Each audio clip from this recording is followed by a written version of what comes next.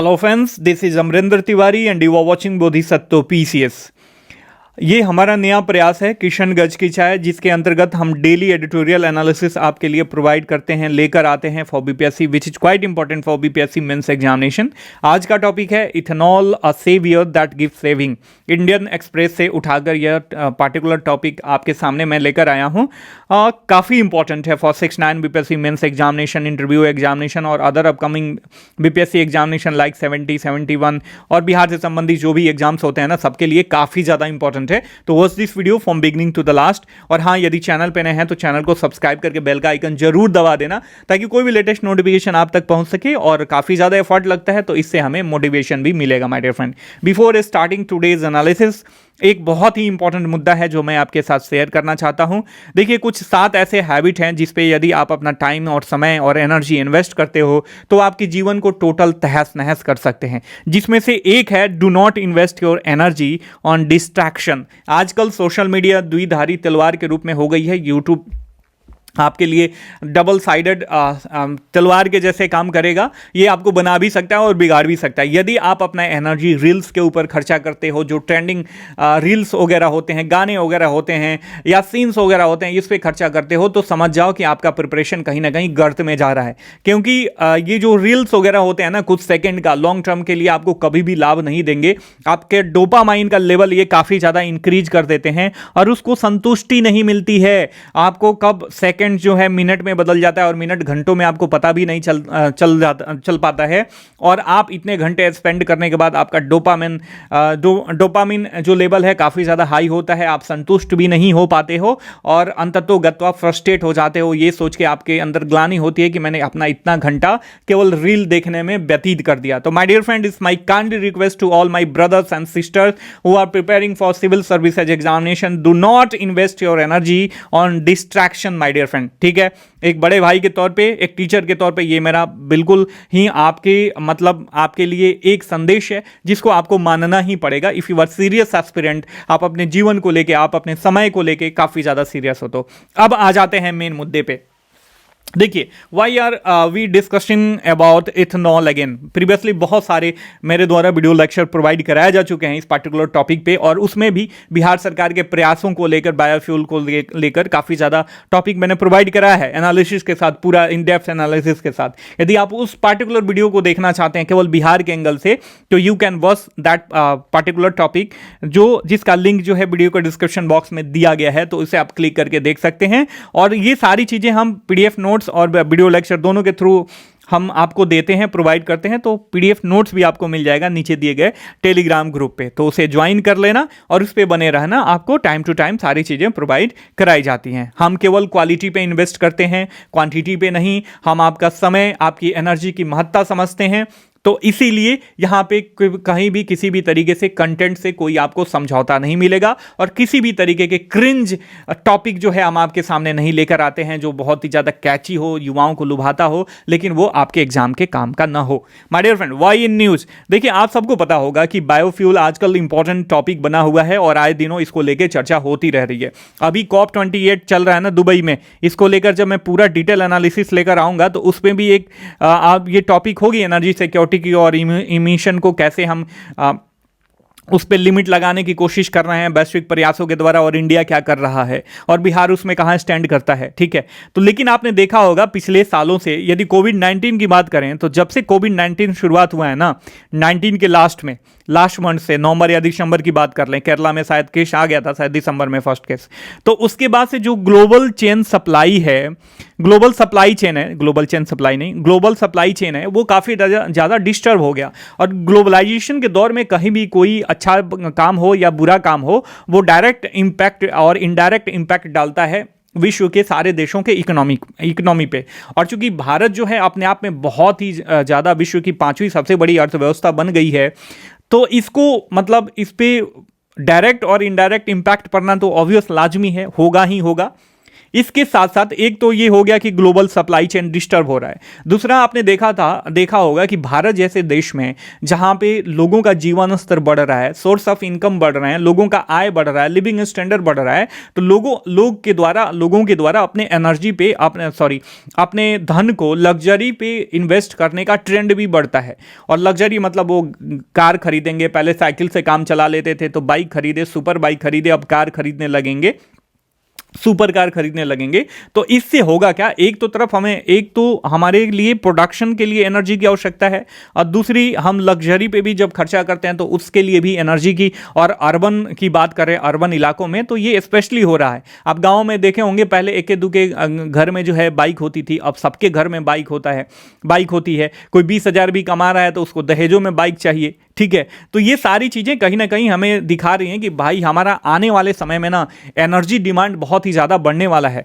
और उसको cover up करने के लिए हम क्या करेंगे, यदि हम डिपेंडेंसी नहीं दिखाएंगे यदि हम अपने आप पे डिपेंडेंसी नहीं दिखाएंगे, आत्मनिर्भर नहीं बनेंगे, तब तक क्या होगा, हमें दूसरों से हमें क्रूड ऑयल और उससे रिलेटेड प्रोडक्ट खरीदना पड़ेगा माय डियर फ्रेंड, ठीक है। तो इसलिए हम क्या करते हैं, हम अपनी एनर्जी का, आपको पता होना चाहिए कि हम जो भी क्रूड ऑयल की डिपेंडेंसी है ना, क्रूड ऑयल और उससे रिलेटेड प्रोडक्ट की, इस पे जो इंपोर्ट डिपेंडेंसी है ये हमारी 87.3% के बराबर है। ओवरऑल यदि मान ले 87% के बराबर, मतलब हमारी जो भी आवश्यकता है उसका 87% हिस्सा जो है, यदि हम 100 लीटर की हमारी आवश्यकता है क्रूड ऑयल की, तो उसमें हम 87 लीटर हम क्या करते हैं, कहीं दूसरे देशों से आयात करते हैं। तो अब मान लीजिए कि किसी दूसरे देश से आयात करेंगे तो हमारा इंपोर्ट बिल बढ़ेगा। इंपोर्ट मतलब जो आयात होता है, तो ऑब्वियस उस पे हम पैसा देंगे ना, तो पैसा कहां से जाएगा, जो फॉरेक्स रिजर्व है उसी से जाएगा। तो जो हमारा इंपोर्ट बिल है ना, बताया गया है इस पार्टिकुलर द इंडियन एक्सप्रेस के इस पार्टिकुलर एडिटोरियल में, कि उसका फाइनेंशियल ईयर की बात करें तो ये हमारा कितना था, 87.3%। और जो हमारा इंपोर्ट बिल था ना, उसका लगभग 20% हिस्सा जो है इस पे हम खर्च करते थे, ठीक है। मान लीजिए हम 100 रुपया इंपोर्ट पे खर्चा कर रहे हैं, तो उसका 26 रुपया हम केवल क्रूड ऑयल के इंपोर्ट पे खर्चा कर देते थे। तो अब ये मानिए कि कितना बड़ा भयावह चीज है आने वाले समय में, जब हमारा एनर्जी डिमांड बढ़ने वाला है, ग्लोबल सप्लाई चेन में इतना ज़्यादा अस्थिरता है। आप देख रहे होंगे कि आने वाले फरवरी में यूक्रेन और रशिया के वार का 2 साल पूरा होने वाला है। पिछले दिनों जो ट्रेड वॉर चला था यूएसए और चाइना में, उसको लेके कितना डिस्टरबेंस हुआ। वियतनाम वार वगैरह को लेके अभी चाइना और वियतनाम का जो भी कंसर्न था, इश्यूज था, उसको लेके कितना बड़ा हो हल्ला हुआ था। अभी इजराइल और फिलिस्तीन का मामला था, ये भी कहीं ना कहीं ग्लोबल सप्लाई चेन को डिस्टर्ब करता है। सारी चीज़ें होती हैं, मतलब ग्लोबलाइजेशन के दौर में विश्व में कहीं भी कुछ हो तो वो आपके इकोनॉमी पे इम्पैक्ट डालता ही डालता है। इसके साथ साथ इन सारी चीज़ों के प्रभाव से जो ऑयल प्राइजेज है ना, ये काफ़ी ज़्यादा सर्ज कर रहा है, मतलब इसका दाम बढ़ रहा है। और अभी लगभग अप्रॉक्स ये $100 US डॉलर पर बैरल के हिसाब से चल रहा है। तो अब आप एक बात बताओ, ये हमारे लिए सोचने का विषय है कि नहीं, हमें विकल्पों की तलाश करनी चाहिए कि नहीं? बिल्कुल करनी चाहिए माय डियर फ्रेंड। देखो, सोचोगे ना, मेडिटेटिव लर्निंग बहुत ही इंपॉर्टेंट है। एक्टिव लर्निंग केवल स्मार्ट लर्निंग से नहीं होगा, एक्टिव लर्निंग करो कि आपने क्या पढ़ा, किस पार्टिकुलर चैप्टर में या उस पार्टिकुलर चैप्टर के पार्टिकुलर पैराग्राफ में। यदि आप नहीं सोचते हो तो आप बीपीएससी के लेवल को नहीं मैच कर पाओगे माय डियर फ्रेंड। और आने वाले समय में जो हाई क्लास है, इलीट सोसाइटी है, बीपीएससी वो धीरे धीरे इलीट सोसाइटी के लिए बन के रह जाएगी। मतलब वैसे बच्चे जिनका एजुकेशनल बैकग्राउंड बहुत ही स्ट्रांग है, आईआईटी हैं, आईआईएम हैं, पीएचडी हैं, बड़े बड़े इंस्टीट्यूशन से, बड़े बड़े यूनिवर्सिटी से पढ़ के आ रहे हैं, उनके लिए ये सारा खेला हो जाएगा। और आप गांव देहात के बच्चे धरे के धरे रह जाएंगे। तब ये रोना मत रोना कि अब इंग्लिश मीडियम का केवल होता है। ऑब्वियस जो जिनका एजुकेशनल बैकग्राउंड आजकल कहने के लिए बहुत ही ज़्यादा हाई होता है, वो मतलब इंग्लिश मीडियम वाले ही होते हैं, ठीक है। तो ये क्या होगा, ये कहीं ना कहीं उनके लिए रह जाएगा और आप पिछड़ जाओगे। तो मेरे भाइयों एवं बहनों, आप अपने आप को स्केल अप करो, अपना थॉट प्रोसेस एक्टिव करो, मेडिटेटिव लर्निंग अपनाओ, एक्टिव लर्निंग की आप इस पार्टिकुलर चैप्टर के पार्टिकुलर पैराग्राफ को जो आपने पढ़ा वहाँ से क्या सीखा, और यहाँ से यदि बीपीएससी या किसी अन्य आयोग, if you are preparing for BPSC और अदर स्टेट पीसीएस एग्जामिनेशन और आईएएस एग्जामिनेशन, तो यहाँ से क्या पूछ सकता है, ठीक है। तो हमेशा प्रीवियस ईयर का क्वेश्चन देखते रहो, और किसी पार्टिकुलर टॉपिक को पढ़ रहे हो तो उससे प्रीवियसली किस तरीके का प्रश्न पूछा गया है विभिन्न आयोगों के द्वारा, ये भी आपके दिमाग में होने चाहिए माय डियर फ्रेंड, ठीक है। तो ये बात आप ध्यान में रखना, ठीक है। एक्टिव लर्निंग काफ़ी ज़्यादा इंपॉर्टेंट हो गया है। तो अब हमें अपनी डिपेंडेंसी घटानी होगी, और घटाने के लिए हमें विकल्पों की तलाश की आवश्यकता है, क्योंकि आपने देखा कि हम मतलब 87% हमारी डिपेंडेंसी है, और अपना जो इंपोर्ट बिल है उसका लगभग 26% हिस्सा जो है हम क्रूड ऑयल पे खर्चा कर देते हैं। तो इसीलिए हमारा फॉरेक्स रिजर्व वाला मामला गड़बड़ हो जाएगा, और हम इकोनॉमिक रूप से कमज़ोर होते जाएंगे। जब सारी चीज़ें आयात ही करेंगे और वो महंगा होगा, तो देखो ये क्या खेल है, इकोनॉमी का खेल बहुत। मान लो क्रूड ऑयल आप आयात कर रहे हो, ये महंगा है, तो जो प्रोडक्शन होगा उस पर भी आपका इन्वेस्टमेंट महंगा होगा, और जो फाइनल प्रोडक्ट होगा वो भी महंगा बिकेगा। तो इस तरीके से महंगाई बढ़ेगी, लोगों की सेविंग जो है प्रोडक्ट खरीदने में ज़्यादा चली जाएगी, सेविंग होगा ही नहीं, इकोनॉमी कमज़ोर हो जाएगी माय डियर फ्रेंड, ठीक है। तो ये सारी चीज़ें जब आप इंटरलिंक करके पढ़ोगे और बढ़िया स्रोत से पढ़ोगे, यूट्यूब पे तो बहुत तेरे लोग आ जाते हैं मजाक वजाक करने माय डियर फ्रेंड, लेकिन हमारा प्रयास केवल आपको एक क्वालिटी कंटेंट देने का है माय डियर फ्रेंड, ठीक है। तो never invest your energy in distraction my dear friend. आप देखिए, चूंकि we are discussing about ethanol, तो हमें पता होना चाहिए इथेनॉल के बारे में बेसिक जानकारी। देखिए, अब बहुत सारे लोग बायोफ्यूल का मतलब ये समझ लेते हैं खाली इथेनॉल होता, लेकिन इथेनॉल होला, लेकिन इथेनॉल केवल बायोफ्यूल का पर्याय नहीं है, but it's is one of the principal biofuel my dear friend, ठीक है, जो नेचुरली फर्मेंटेशन के द्वारा मिलता है। शुगर के फर्मेंटेशन के तहत हम इसे प्राप्त कर सकते हैं, जो यीस्ट और वाया पेट्रोकेमिकल प्रोसेस के द्वारा किया जाता है, सजद एथिलीन हाइड्रेशन, जिसका नाम एथिलीन हाइड्रेशन है। इथेनॉल चूंकि यह किससे प्राप्त करा जाता है, इथेनॉल को प्लांट बेस्ड फ्यूल है, तो इसीलिए इसे रिन्यूएबल भी माना जाता है। इसे शुगर केन से प्राप्त किया जाता है, मेज से प्राप्त किया जा सकता है, मेज मतलब मक्का, गेहूं से प्राप्त किया जा सकता है, या वैसे सारे फसल जिसमें स्टार्च की मात्रा हाई लेवल की हो, सबसे हम इथेनॉल को प्राप्त कर सकते हैं माय डियर फ्रेंड, ठीक है। यदि इंडिया की बात करें तो यह मेनली प्रोड्यूस होता है शुगर केन मोलासेस से, गन्ने के शीरे से, जो जिसका फर्मेंटेशन के द्वारा हम इथेनॉल को प्राप्त करते हैं माय डियर फ्रेंड, ठीक है। इथेनॉल ब्लेंडिंग क्या है, आपके दिमाग में ये क्वेश्चन उठ रहा होगा। तो ये एक तरीके का ब्लेंडेड मोटर फ्यूल है, जिसमें इथील एल्कोहल को मिलाया जाता है, जो कि 99% प्योर होता है, ठीक है। और ये किस में मिलाया जाता है, पेट्रोल में मिलाया जाता है। यदि बात करें करंट स्टेटस की, तो इंडिया जो है E10 ऑटोमोबाइल फ्यूल का E10 ऑटोमोबाइल फ्यूल का यूज कर रहा है। दैट मीन्स इंडिया में अभी 10%, पिछले यदि बात करें 2022 की, तो लगभग 10% इथेनॉल ब्लेंडिंग चल रहा है माय डियर फ्रेंड, ठीक है, which is content 10% of ethanol and 90% of petrol fuel in vehicle.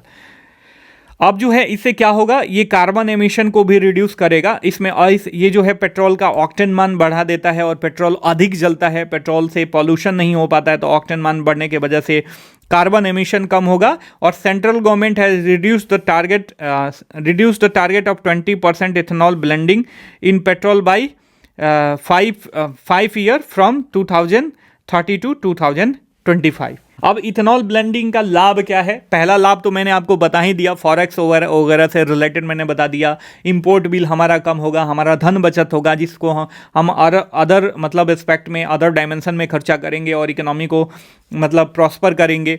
इसके साथ साथ हमने बताया कि कैसे ये मतलब इसका ऑक्टेन मान बढ़ेगा, पेट्रोल का ऑक्टेन मान, और ये इससे एमिशन कम होता है, जिससे कार्बन मोनोऑक्साइड, हाइड्रोकार्बन्स और नाइट्रोजन ऑक्साइड जैसे गैसों का एमिशन कम होगा, जिससे क्या हो गया, पर्यावरण पॉल्यूशन भी कम होगा।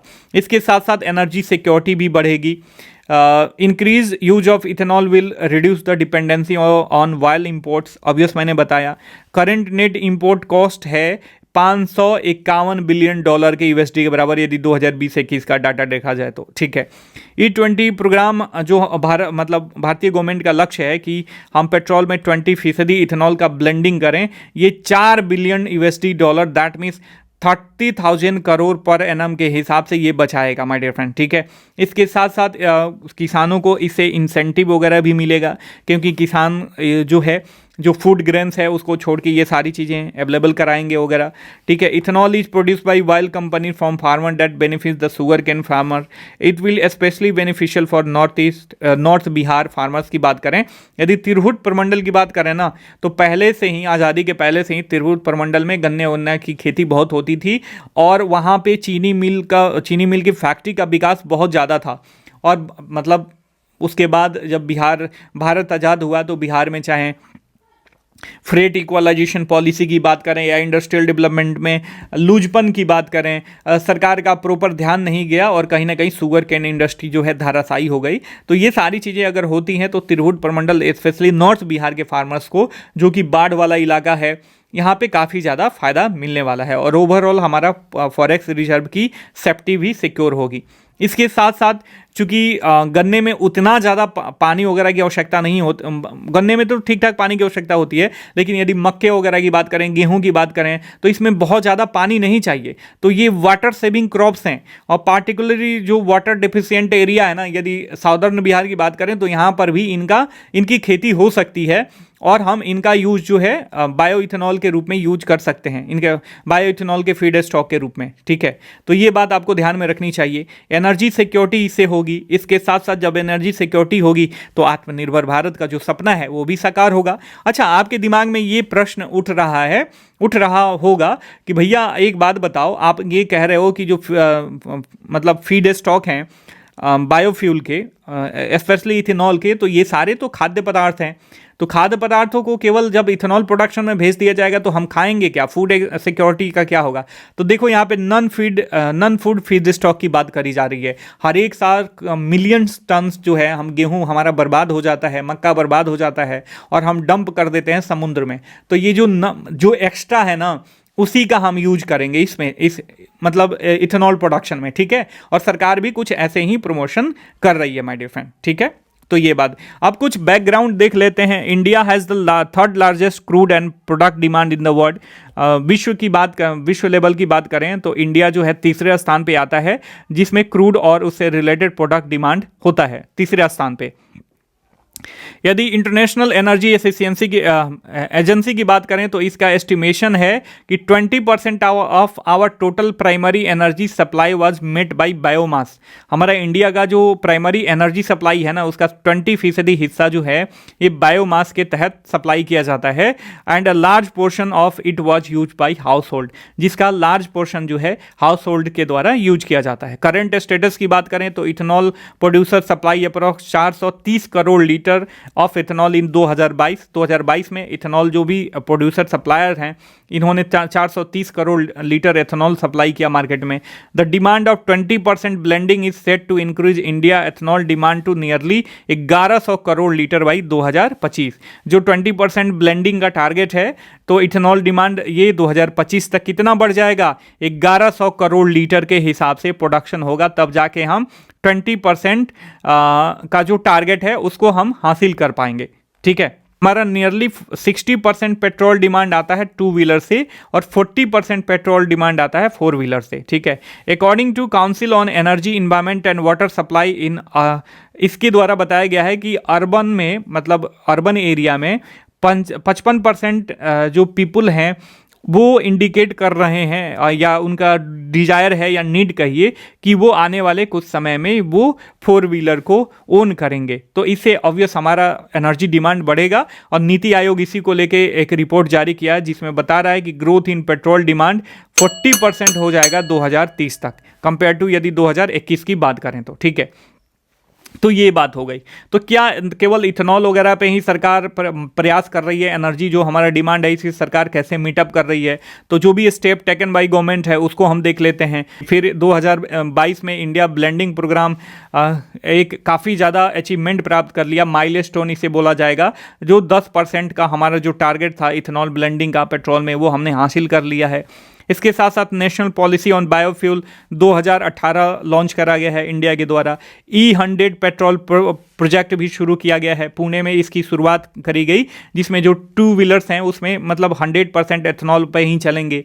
टीवीएस वगैरह कंपनियां जो हैं इस पे लेके गाड़ियां भी अपनी बनानी शुरू कर दी हैं, 2 व्हीलर्स भी बनानी शुरू कर दी हैं। गोवर्धन स्कीम शुरू कर दिया गया था। E100 पायलट प्रोडक्ट, इसे मैंने शुरुआत में ही बता दिया। तो ये सारे इनिशिएटिव हैं जो गवर्नमेंट के द्वारा बायोफ्यूल्स के क्षेत्र में किए जा रहे हैं।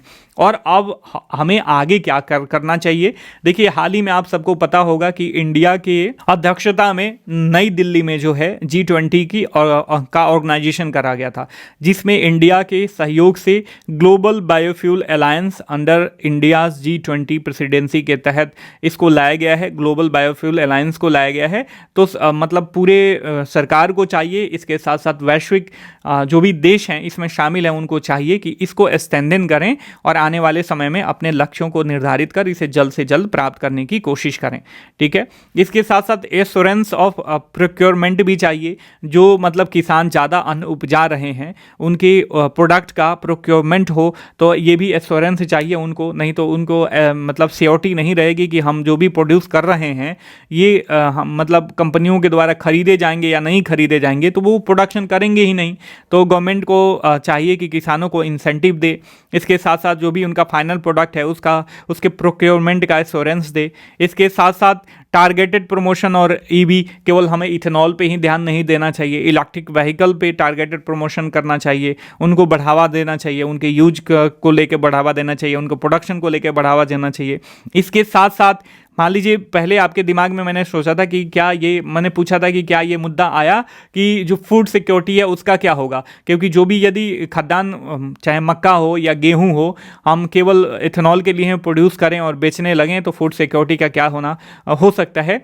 तो ये भी ध्यान में रखना चाहिए कि सरकार के पास प्रॉपर जो है इसमें रूल्स एंड रेगुलेशन है जिसे फूड सिक्योरिटी जो है इंश्योर हो, और साथ साथ इथेनॉल का भी प्रोडक्शन बढ़ते रहे, और जो 1100 करोड़ लीटर का डिमांड है 2025 तक वो भी हम फुलफिल कर पाएँ। इसके साथ साथ इस क्षेत्र में रिसर्च एंड डेवलपमेंट की हमेशा और रेगुलर आवश्यकता पड़ती रहेगी। इन सारी चीज़ों को एडॉप्ट करके हम सरकार के द्वारा जो भी लक्ष्य है उसको प्राप्त कर सकते हैं, और एनर्जी के क्षेत्र में भारत को आत्मनिर्भर बना के पर्यावरण रूप से शुद्ध करके हम आगे प्रगति के पथ पे ले जा सकते हैं। आपने मुझे अंत तक धैर्य के साथ सुना, इसके लिए आपका बहुत बहुत आभार। यदि मेरा प्रेजेंटेशन अच्छा लगा होगा, समझाने का तरीका से आप समझ गए होंगे, तो ज़रूर वीडियो को लाइक करना, चैनल को सब्सक्राइब करना और अपने अन्य फ्रेंड्स के साथ भी शेयर करना, ताकि इसका लाभ जो है मैक्सिमम लोगों तक पहुंच सके और हम भी मोटिवेट होते रहें। माय डियर फ्रेंड, मिलते हैं अगली कक्षा में, तब तक के लिए साइनिंग ऑफ, टेक केयर, जय हिंद, जय भारत।